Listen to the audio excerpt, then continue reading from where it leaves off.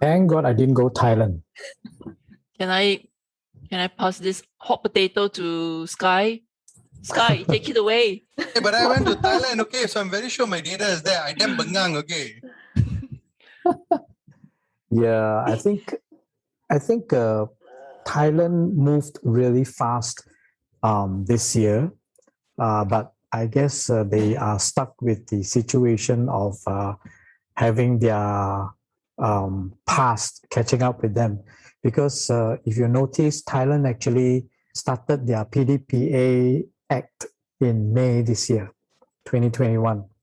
And they probably know that they have a lot of history that are catching up. But I guess this came as a surprise to many.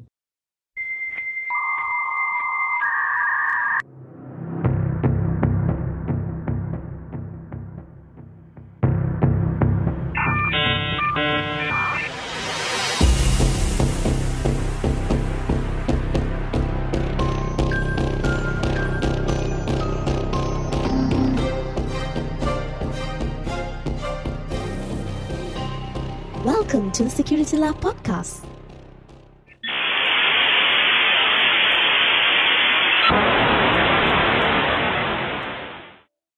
Technically, I wouldn't say this is a breach. I mean, if you read through the incident, it seems to me that someone misconfigured a server and left it open. So let me share a little bit about what this case is about. So they have this database where it records all of the visitors who came to Thailand. So the data includes their full name, gender, passport number, arrival date, visa type, and resident status. So what happened was it's placed in a server. The database contained data from 2011 until August 20. So I put there August 20 because that was when this data was indexed by Census. Census is an organization similar to Shodan. What they do is they crawl the internet, whatever they find, they archive it. So if you want to search about that particular information, whatever that's running in that server, what page, what certificate, and technical details. If you want to search for some technical details, you can go to Census. So the URL is census.io. On the 20th, the site that had all this data was indexed, which means that now someone using Census can actually search all this information. On 22nd of August this year, it was discovered by a researcher from Compuritech. On 23rd of August, the Thai authorities secured the database. So it seems to me more like a case of an admin that may have just put the wrong configuration, didn't realize that it showed all the data outside. Maybe remove a basic authentication username password, which caused the whole thing to be available outside. They've secured it, so the data is not there. The good news is Thai NCSA, the National Cybersecurity Agency, they confirmed the event. So I like this. I like how they're saying, yeah, it's true, we have an incident. We've checked and confirmed that there's no attempts to sell the data yet. See, the data can be sold at the time when you take it, or it can be sold next month, next year, whenever. So there's no timeline to selling data unless someone feels that they want to sell fresh data so they can make more money, then yes. Yeah, old data are cheaper. Yes, fresh data is much more expensive. Stale data or older data is cheaper. But it really depends on what you can do with it.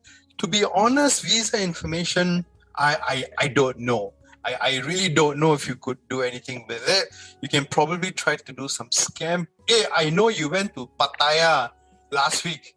Yeah, so big deal. You know? You didn't go with your wife though. Now that's a problem. Okay, so I'm just putting some context into, data and context. But you see, that's the thing.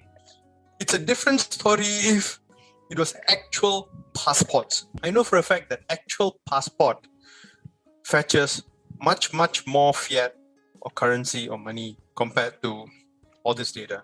This is data nice to have, but to be honest, I don't know, Sky. What do you think? Can you do something with this data? Of course. I mean, if I have your email addresses, I have your passport, and they probably also ask for your contact number, and some of us will give our very own contact number because we are on business and we want to be able to be connected. Those who are traveling because of holidays, they may buy a SIM there and then use the Thai number, but many of us would have maintained our own numbers when we are there. So a lot of these data are usable. Actually, you're right. It is, they call it cyber security, what's that word? Negligence. It's not a breach. It was a cybersecurity negligence that causes it. So that definitely these data are usable. You can basically craft out. That's why when I was sharing some of the sessions, I actually shared with my audience about the fact that the hackers are diverting their attention very much to what we call data owners, because by having enough data, they could craft out what they want to do. They could be searching for information relating to a target. We don't know. All right. And maybe the target could be someone that has very high value, and they needed what we call the 6 degrees of separation. Who are the 6 people that are connected to this guy, which can lead me to this high value target? So these are things that people see in the movies, and we pass it on like as if it's just another movie. But these are really, really true events that can lead to kidnapping, that can lead to assassination, which we don't know. We don't know what the attackers' main objective were. Finance is one thing, but could be a target for a high value target. We don't know. But definitely the data that has been leaked is usable for sure, because it tells you about the person that they are targeting. It tells you the way, the travel frequency. It tells you the movements. It tells you the way you, if any of the password were to be leaked, it also tells you how this person crafts his password. And once you know the concept of how a password is generated by an individual, it is quite easily what we call brute force, because we would have keyed in some ways of cracking the password, and you would have reduced the difficulty by easily 50 to 60%. Reading about these things always makes me go speechless. Regardless of whether it's an organization or it's a breach, or it's due to negligence in this case. But one thing we do know for sure is that it will bring very painful long-term consequences. And at this point in time, I don't have an answer as to what we could do. We can debate, go on again and again, long between technologies, data gathering technologies, encryption, role of text, and whether we need it. We are in an era of digital transformation. So what is a leak in this stage? Again, it is something that it's bound to happen, and there's nothing we could do about it. But can't certain organizations, countries, and so forth put something in place, come up with something other than just owning up and say, yes, we've made a mistake, and then that's it. But to us, citizens, it's something we need to live on with. And it can come back to haunt us like a bad nightmare. You can lift curfews and a lot of things. Movement controls orders, we can lift. But data leakage or breach or whatever we call it, it cannot be undone. Once it's out there, it's out there. Even to the day when I die, I think somebody may still be able to use it to extort things from my future generations. You're absolutely right, because today we've moved from a kinetic world into a data world. Everything works on the currency of data, and sometimes we don't even know what data is being generated. So for example, someone may have a Facebook profile, and based on the pictures and text messages and all that, Facebook may actually come up with a model and say, this person is like this is what it is. I should influence this person to become a terrorist. And there's a whole lot of debate about, how your persona and everything is being changed to meet that radicalization. So yeah, we can control whatever we have to whatever the best ability we have, but there's a lot of data that's out of hand that we don't have. So for example, you may have visited a clinic that may still have a copy of your blood report. You may have visited a hospital for a procedure, which may have a different copy of your blood profile. They may say, okay, I want to do a DNS test on Prof to understand why she is very smart, and I want to create more people as smart as Prof. So that can happen because we only know what we know. So the typical picture of an iceberg is what I would use in this situation. We only know the data that we see up front. And personally, I didn't know my data was leaked. It's only when I actually scrolled back on my calendar, I realized, hey, I went Thailand on this day, this day, this day. Oops, my data is here. And then I realized I made 3 trips. And in 2 of the trips, it was using my old passport. And 1 of the trips using my current passport. So which means now they have my old passport. They also have my current passport. And that's how scary it is.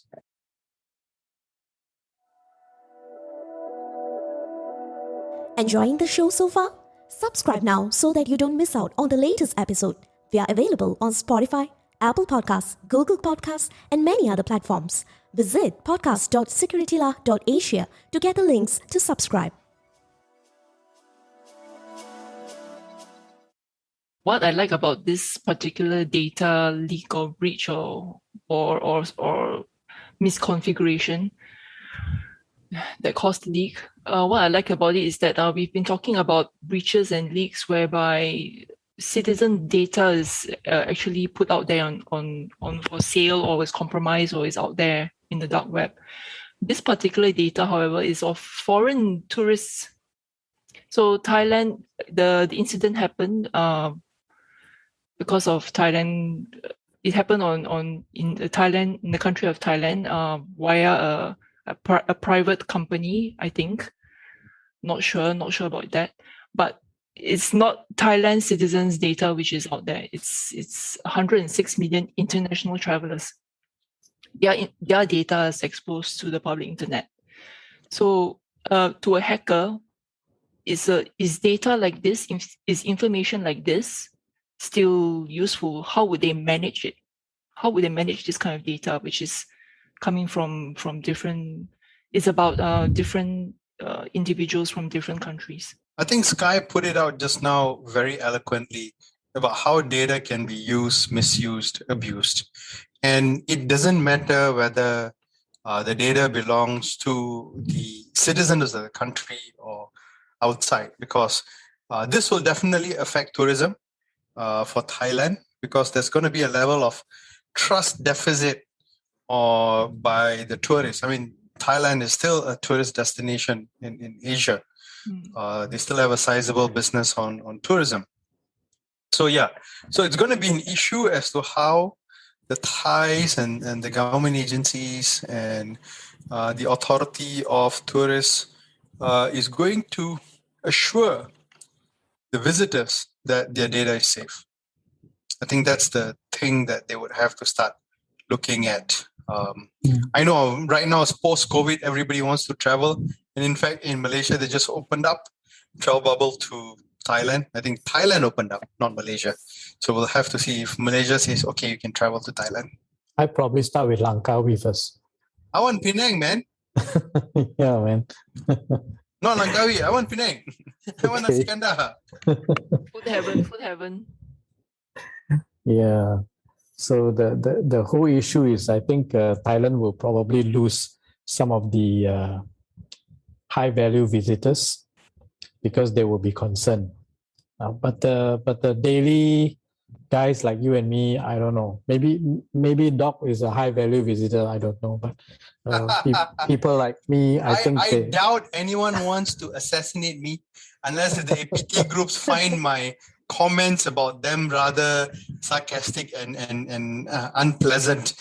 Then they might hire a hit on my head. But besides that, I don't think so. With all the things we are uncovering, I won't be surprised if they are targeting us. Well, we are only sharing whatever that's public. There's no TLP raid that we are sharing. There's no unconfirmed news or whatever. Yeah. If it is unconfirmed, we will actually tell you. It is unconfirmed. We don't know. Yeah. We're not sure. We are just commenting on the whole situation because we want to analyze the situation for the benefit of our listeners, so that they get a better view of things. So that's what we do. I think I need to check my passport afterwards. But what are the maybe on the positive side, what would be our advice to our listeners? I mean, if we did travel to Thailand the last 10 years. Check when is your passport expiry date. Go change that. That's all I can say. I don't know what else to say. Or just wait until it expires and problem is gone. But really, I don't think that will help because your information will still be the same. Your name will be the same. Your IC number listed on the passport will be the same. Some of us will probably keep the same email address we filled up in the cards and our communication tool, which is our mobile phone. So those things are still the same. The only thing different with a new passport is the new passport number. Wouldn't it be? They didn't keep your IC number because Thailand doesn't require your IC number. However, our passport has Singapore does. No, our passport has, but they don't keep it. The data that they collect from us is different from the passport. The passport is only used to verify, say what's your face, whether you entered, because there are different systems. I remember they put the front page and they scan it into the system. Yes, because that's the OCR bit, which reads the character of the page, does image validation against that particular page, because you notice there are some very funky graphics and all that you have to twist and turn for you to see it. So that validation happens at that point of time. So they actually validate, make sure your password is legitimate and all that. And then they say, okay, fine, go ahead. Because there's also a visa registration system. The visa registration system is separate from your entry. So you can register, put in whatever details you want to put in, but it'll be checked against your passport. So obviously you're going to get the same data. Yeah. Would any of you stop going to Thailand because of this? No. I want my fix of Tom Yum. I'm missing my Tom Yum. So, please do not deny me of going to Thailand. So would our advice be, as long as you have completed your vaccination, you can start planning? I'm talking about our data, guys.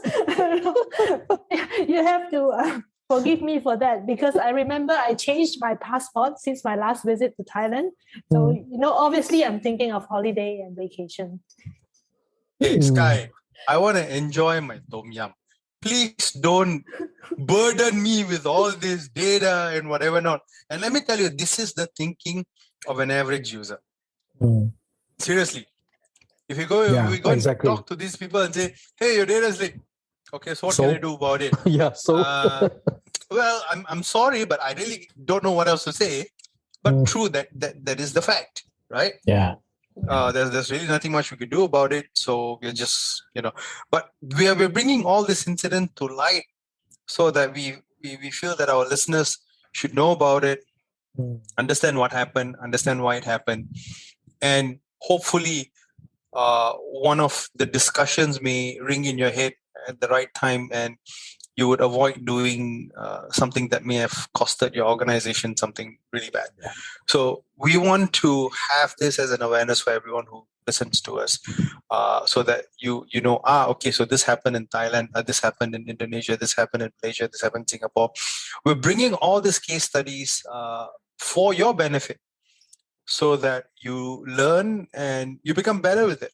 So my last statement will probably be, just like what Doc said just now, if you have not done it, create a two-factor authentication, a secondary email for authentication, and even be very careful with scam calls, phishing emails, and unverified calls coming from people you don't know. So those will be the safeguards, I guess. Yeah. Oh, I have been receiving emails in one of my email address, but they're all in Thai. So I think I need to be more careful then. Yeah, probably your passport's there. I need Google Translate to help me understand. It's like, I'm sorry, I don't get your phishing. Can you put it in English? English, please, I can't yeah. understand. Thank you. You should reply that email and say, sorry, I don't get this. If you can send it to me in English, I'll be sure to respond. Yeah, and I'll forward the email to both of you.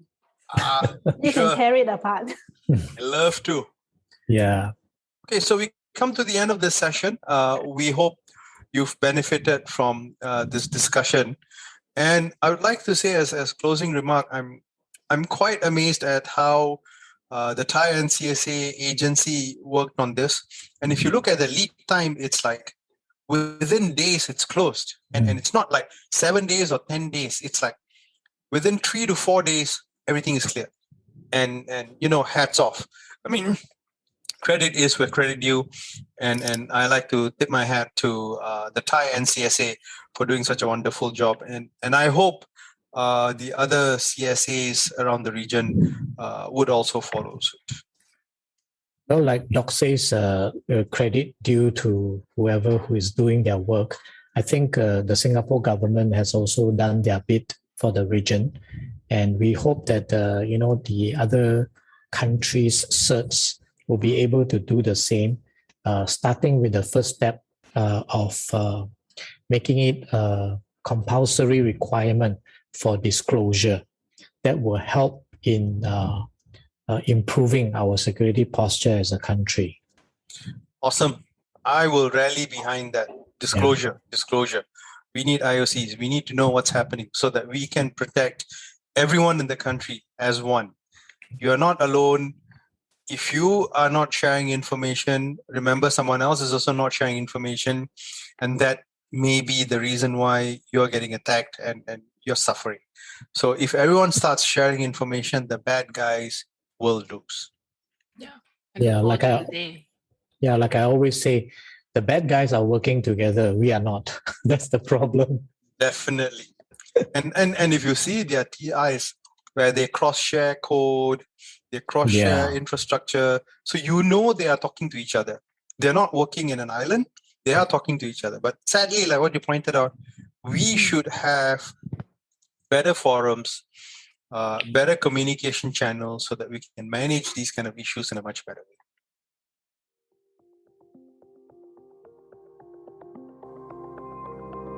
Thanks for joining us this week on SecurityLah. Make sure to visit our website at securitylah.asia, where you can subscribe to the show in iTunes, Spotify, or via RSS so you'll never miss a show.